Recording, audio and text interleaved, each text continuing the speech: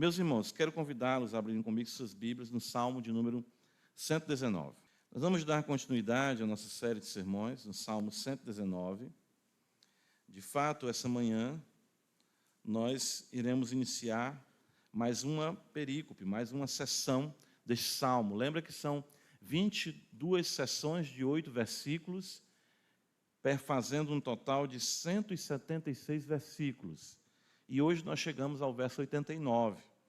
E nós vamos ler, de fato, do verso 89 até o verso 96, não é isso? Onde fecha mais uma sessão para que tenhamos noção do que será abordado pelo salmista nessa nova sessão. Diz-nos assim a palavra do Senhor. Salmo 119, acompanhe comigo a leitura.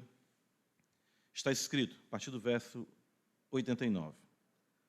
Para sempre, ó Senhor, está firmada a tua palavra no céu. A tua fidelidade estende-se de geração em geração. Fundaste a terra e ela permanece.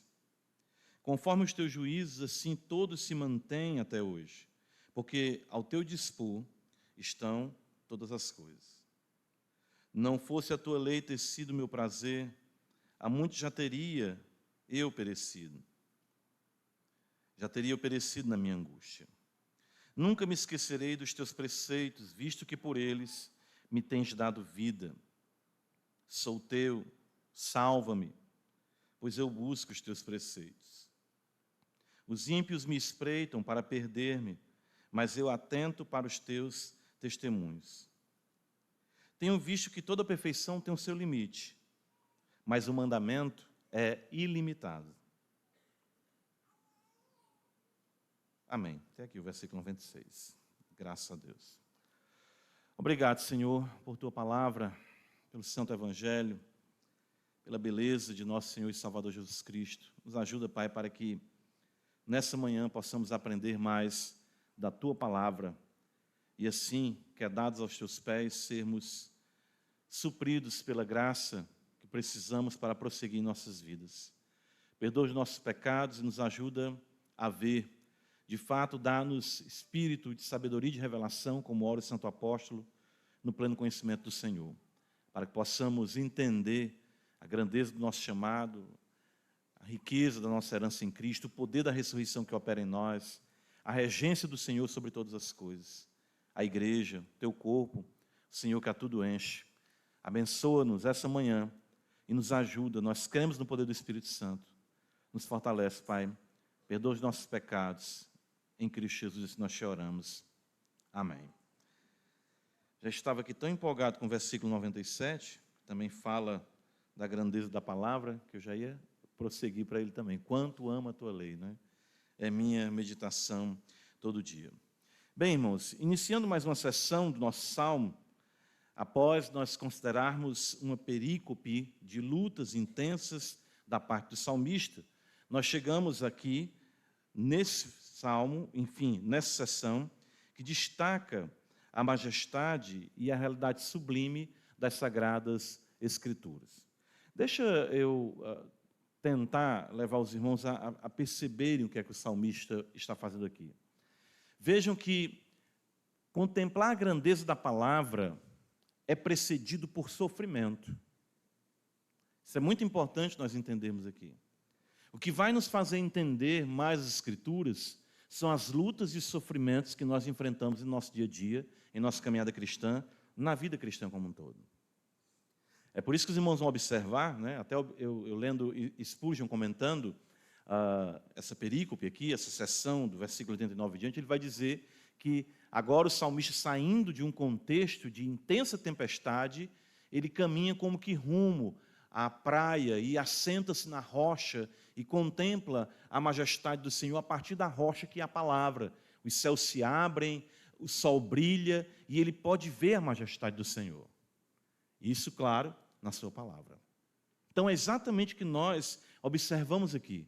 O movimento de que nós só iremos perceber mais a grandiosidade das Escrituras quanto mais nós formos experimentados, provados pelas tentações e perseguições que sofremos aqui nessa vida. Os irmãos lembram que, na sessão anterior, o salmista diz que está realmente como odre, cansado, seus olhos estão realmente sofridos, não consegue dormir pelos sofrimentos e dificuldades que ele enfrentava. Então, é bom trazermos isso à memória e compreendermos que, para porções maiores de percepção do Senhor, nós teremos porções maiores de sofrimento nessa vida. Isso é muito interessante. O salmista vai destacar, então, após passar pela aflição, a fidelidade e a permanência das Escrituras, bem como a vida de alegria que ele tem, claro, em viver nesse mundo na confiança e dependência da palavra de Deus. Então, aqui agora ele pode já caminhar com passos mais tranquilos, quando ele, claro, vem da tempestade e passa a observar a majestade da palavra de Deus. E você vai entender que, de fato, foi aprovado nas lutas quando o seu foco se volta para as Escrituras, e não para a luta em si mesma. Quando você, então, começa a dizer, foi bom, como ele vai dizer mais à frente, né, como nós lemos anteriormente até, eu ter sido afligido, para que eu aprendesse os teus mandamentos. O foco não passa a ser nos sofrimentos que se passaram, numa vitimização, mas sim na contemplação da glória de Deus revelada na sua palavra. E até mesmo a gratidão por poder agora o salmista contemplar a majestade da palavra de Deus, tendo sido até mesmo, vamos dizer, amargurado em sua existência.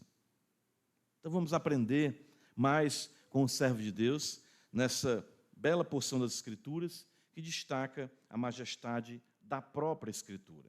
Em primeiro lugar, eu quero observar com os irmãos que o salmista enfatiza a eternidade da palavra, na sequência, a fidelidade da palavra e, por fim, o caráter incorruptível da palavra. Veja que o versículo 96, ele diz isso, né, para nós. Aliás, versículo 89, para sempre, ó Senhor, está firmada a tua palavra no céu. Ele destaca a eternidade da palavra, para sempre. Isso é muito importante, porque a eternidade é um atributo divino exclusivo de Deus, que é aplicado à Escritura, mostrando que a palavra de Deus é o próprio Deus. Deus é eterno e a sua palavra também é eterna. E sendo a palavra de Deus eterna, ela, claro, expressa o caráter do próprio Deus, do Verbo que se fez carne e habitou entre nós. Veja como isso é muito recorrente. O Salmo 19, observa comigo, o salmista vai fazer isso de forma muito simples para ele e intensa. Veja, Salmo 19. Veja os atributos que ele aplica à palavra. Ele diz no verso 7, a lei do Senhor é perfeita. Só Deus é perfeito, então a palavra de Deus é o próprio Deus. Ele vai dizer, o testemunho do Senhor é fiel, a fidelidade que nós observamos também no Salmo 119.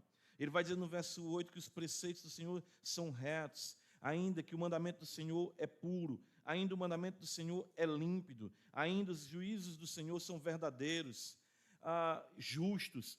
Atributos divinos são, de forma muito tranquila, pela própria Escritura, atribuídos à própria palavra. Isso nos revela o caráter divino da Escritura.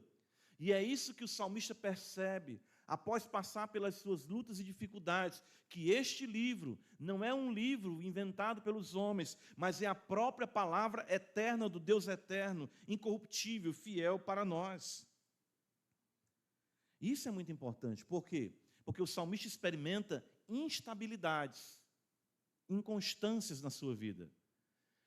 Eu sempre costumo dizer isso em casa, nós somos inconstantes, nós somos instáveis, nós somos volúveis. Nesse mundo, nós podemos observar, tudo pode se abalar. A realidade, ela constantemente está em mudança, em modificação. As intempéries da vida, as convulsões do mundo, a inconstância dos homens, apenas destacam a efemeridade dessa era. Interessante isso. Faça esse exercício. Pegue sua foto quando você tinha 15 anos. Quer fazer, não? Pegue sua foto quando você tinha 18 anos. Vá observando. Eu vou olhando no espelho a realidade de como nós vamos mudando, passando. As coisas vão passando. As pessoas que compunham nossa história vão passando. É interessante que até mesmo as ilustrações, se elas não forem atualizadas, não vão ter aplicação para a igreja, né? Até digo, só dá um Google e vê depois o que eu estou falando, porque as coisas passam. E é isso que o salmista destaca aqui. Porém, a palavra do Senhor é eterna. Para sempre, ele diz isso. Esse é um contraste gritante e necessário. Ou seja, nós precisamos aprender a olhar para a instabilidade dessa vida e para a estabilidade da palavra do Senhor. Esse contraste foi estabelecido pelo próprio Senhor, para que nós não nos apeguemos a nada nessa esfera, para que não achemos que nada nessa vida é permanente. Reinos se levantam e caem, tendências vêm e vão. Acho interessante isso. Eu vejo as modas, a minha esposa disse, olha, está vendo esse programa que a gente está assistindo aí, dos anos 70, anos 80? Esse mesmo, enfim, visual, essa mesma arquitetura, essa mesma maneira de moldar, de decorar a casa, voltou agora. As pessoas hoje querem o retrô, não é? Tem outro termozinho que uso também, qual é? Vintage, olha.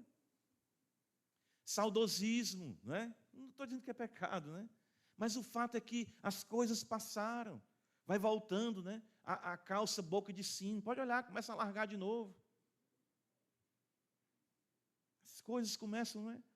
Daqui a pouco volta aí a tendência do gripi. Lembra, né, irmã? Todo mundo, todas as irmãs queriam usar gripi. Para as mais jovens, sabem nem o que é isso. Nessa época eu trabalhava em loja de tecido. O pessoal chegava e gripi era uma febre. Todo mundo vestido de mulher rendeira. Filosofias surgem e desaparecem.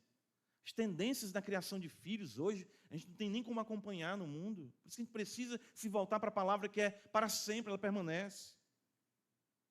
A palavra do Senhor, ela permanece eternamente. Por isso que o salmista se apega à palavra, ele sabia da realidade transitória da sua vida, isso é muito importante, e até mesmo da realidade transitória da sua grandeza.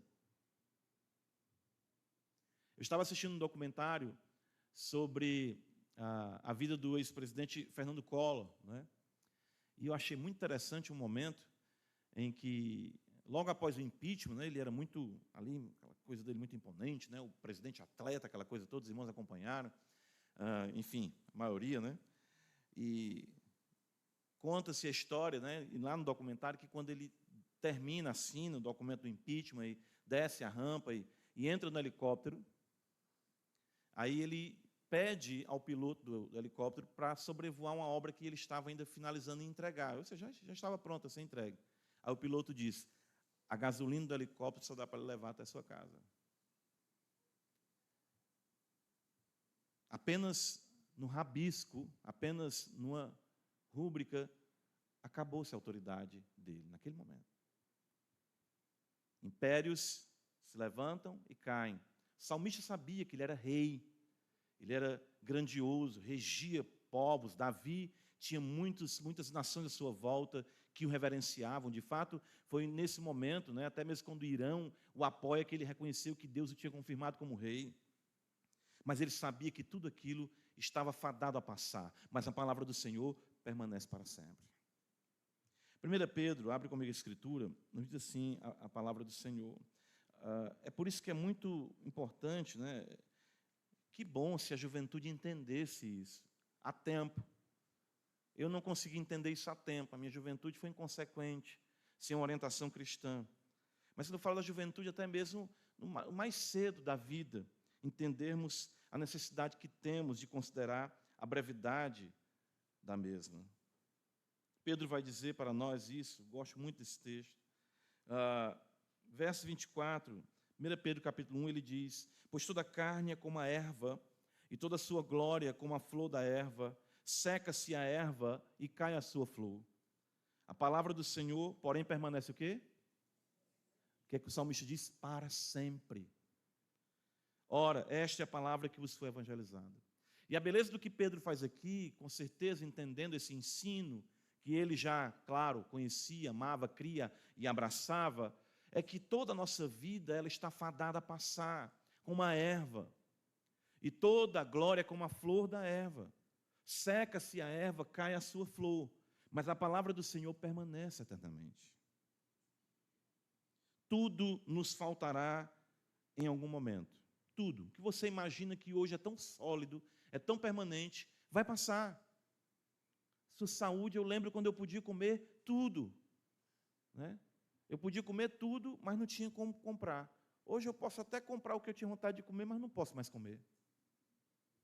Meu corpo não corresponde mais, né? Queria dormir mais, não consigo dormir mais. As noites são mais curtas, as preocupações são intensas. O fato é que tudo em algum momento vai passar. Toda estabilidade vai passar, mas a palavra do Senhor, o salmista diz, permanece para sempre. E a sua palavra é que estará conosco. Por isso que Pedro diz, ora, esta é a palavra que vos foi evangelizada. A única maneira de nós permanecermos é nos agarrarmos a essa palavra. E ela conservará a nossa alma. Recebemos da eternidade nesse mundo efêmero para cada vez mais buscarmos o eterno e para a eternidade nós nos prepararmos. Então a eternidade adentra o tempo e ela eterniza a nossa existência. Quando eu falo isso, não apenas na questão de extensão, quando você pensa nas eras, no porvir, mas sim na qualidade, da permanência, da estabilidade. Como seria bom, né? Ontem eu fui dormir muito ruim. Disse para minha esposa, vou dormir mais cedo, eu não estou bem, eu vou dormir.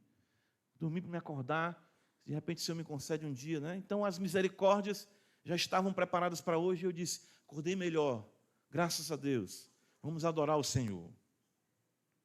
Salmo 119, volta comigo, versículo ainda de número 89, veja que ele diz, para sempre, ó Senhor, está firmada. A palavra está firmada, além de eterna, ele destaca que ela é firme. Como as coisas passam, nós vimos isso, como as coisas mudam, como os homens mudam. Porém, a palavra do Senhor está firmada, ela é fiel. Lembrei de um jingle, eu estava pensando, meditando no texto, e muita gente aqui não vai conhecer, os mais antigos vão lembrar. Eu lembro que tinha uma propaganda de um banco que dizia assim, o tempo passa, o tempo voa, mas a poupança Bamerindos continua numa boa. Tem gente que não sabe nem o que é Bamerindos aqui. O tempo passou, o tempo voou e Bamerindos foi-se embora. Mas a palavra do Senhor permanece firme. Interessante isso, né? Isso é muito importante. Firmeza da palavra nos fala da fidelidade de Deus. Embora os séculos passem e supostamente a humanidade avance, evolua, o que Deus falou se cumprirá. Eu não sei se vocês sentem essa tentação. Eu sinto essa tentação, porque parece que tudo está dando tão certo no mundo, né? A gente sabe que não, mas parece que o conforto aumenta, a tecnologia avança, a medicina, vamos viver, a gente congelando aí a cabeça para voltar, né? Que você diz assim, meu Deus, a palavra, meu Deus, parece que a palavra não tem relevância, né? Será que a gente está apenas crendo em algumas questões religiosas tão antigas? De maneira nenhuma, a palavra ela é fiel, ela se cumprirá. Devemos ter cuidado com a fala escarnecedora dos nossos dias, que de fato já ecoavam nos dias de Pedro. O texto de Pedro, mais uma vez, nós somos a 1 Pedro, 2 Pedro, ele vai dizer assim para nós, né? E eu acho tão interessante nós observarmos isso, 2 Pedro 3, porque no apóstolo que parecia mais ser instável e volúvel, foi ele que Cristo chamou de pedra, né? De rocha, né? E é ele que fala para nós de permanência, né? É ele que fala para nós de promessa que fica, que permanece, se agarrar a ela. Como é interessante o caráter de um homem, mesmo instável, ser firmado pela rocha eterna, fazer dele um fundamento para a igreja. 2 Pedro, capítulo 3, então ele vai dizer para nós, depois lê o capítulo todo em casa, muito belo esse capítulo, e ele vai dizer assim para nós, no versículo 3, tendo em conta, antes de tudo, que nos últimos dias virão escarnecedores com os seus escárnios, andando segundo as suas próprias paixões e dizendo, onde está a promessa da sua vinda? Porque desde que os pais dormiram, todas as coisas permanecem como desde o princípio da criação. Então, onde está? Cadê? Jesus vai voltar mesmo, essa história da volta do Senhor, né? Um dia desse eu vi um ateu com a camisa num podcast, e ele dizendo assim, botou uma imagem como fosse de Cristo, e disse assim, estou esperando ainda, né? Ou seja, zombando da realidade de Cristo voltar. O mundo é assim. Parece que as coisas, a promiscuidade, a instituição da promiscuidade é algo tão aceitável, tão prazeroso para o mundo, que a prestação de contas, a vinda do Senhor, parece ser algo que não acontecerá. Mas Pedro diz para nós, no verso 11, visto que todas essas coisas hão de ser assim desfeitas, deveis ser tais como os que vivem em santo procedimento e piedade, esperando e apressando a vinda do dia de Deus, por causa do qual os céus incendiados serão desfeitos e os elementos abrasados se derreterão. Nós, porém, segundo a sua promessa, a sua palavra firme, esperamos novos céus e nova terra nos quais habita justiça. Essa palavra é firme, essa palavra é fiel, essa palavra é verdadeira. Cristo voltará. Novo céu, nova terra, novos céus e nova terra serão estabelecidos. Pedro demanda diligência, Pedro demanda empenho. E isso ele demandava pautado em quê? Na promessa. Visto que as coisas serão assim desfeitas, visto que o que Deus falou se cumprirá, independente da zombaria. Imagina Noé construindo a arca. Pessoal, que é isso aí? Um dilúvio. Alguns, pautado em um texto de Gênesis, vão até dizer que nem chovia ainda, né? A terra era regada de outra forma, seguindo o texto ali de Gênesis. Essa palavra firme é a nossa conservação. Segundo Timóteo capítulo 2, o apóstolo Paulo vai dizer, abre comigo a escritura, veja, ele diz, para sempre, Senhor, está firmada a tua palavra.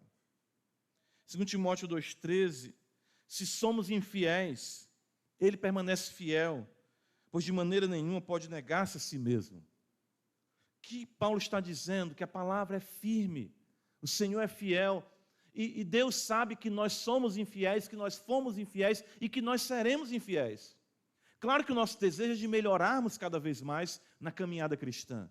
Mas você sabe, eu sei, nós sabemos, nós tropeçaremos muitas vezes. Deus sabe disso. Jesus é a testemunha fiel e verdadeira, e nele que nós temos o suprimento para a nossa instabilidade, pois ele é que é a rocha eterna.